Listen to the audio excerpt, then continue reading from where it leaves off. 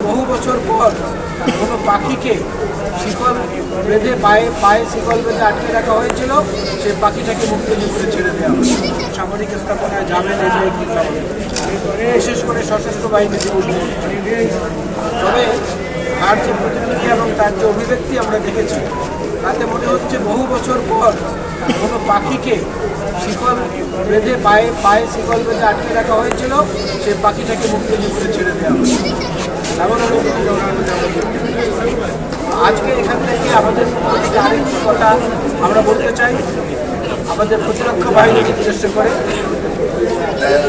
বেগম খালেদা জিয়াকে যখন তার লন্ডন রোডের বাড়ি থেকে উচ্ছেদ করা হয়েছিল এক কাপড়ে এবং জোর করে, এবং আদালতের মামলার বিচার চলাকালীন অবস্থায় মামলা নিষ্পত্তির আগেই তার সেই স্মৃতির জায়গাটুকুতে এই সরকারের পক্ষ থেকে এমন কোনো পদক্ষেপ গ্রহণ করা হোক যাতে তিনি আবার তার সেই হৃদয়ের ক্ষমতাকে সারিয়ে উঠতে পারেন এবং দেশবাসীও মনে করে যে না, বেগম খালেদা জিয়ার উপর যে অন্যায় অবিচার হয়েছে সেটার অন্তর্ভুক্ত কিছুটা করতে পারে।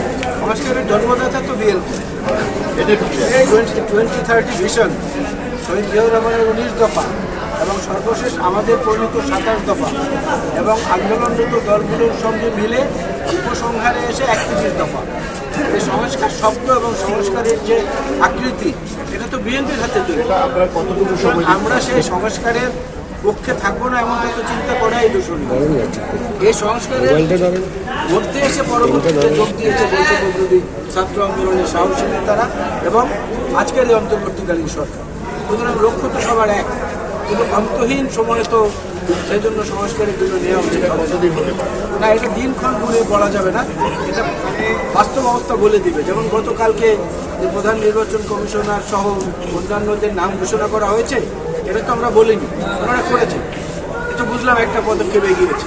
এইভাবে যতটা আগাবে এটা আপনারাও বুঝবেন, আমরাও বুঝবো, তখনই মনে করবো যে নির্বাচনের জন্য উপযুক্ত সময় তৈরি হয়েছে। আমরা ওনার উপরে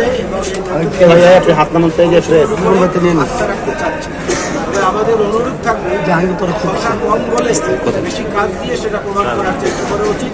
শুরু থেকে একটু কম কথা, একটু বেশি কাজ, তাহলে আমরা আশান্বিত হবো যে না, যেটুকু বলেছি সেটুকু বাস্তবে আসবে। থ্যাংক ইউ আলাল ভাই।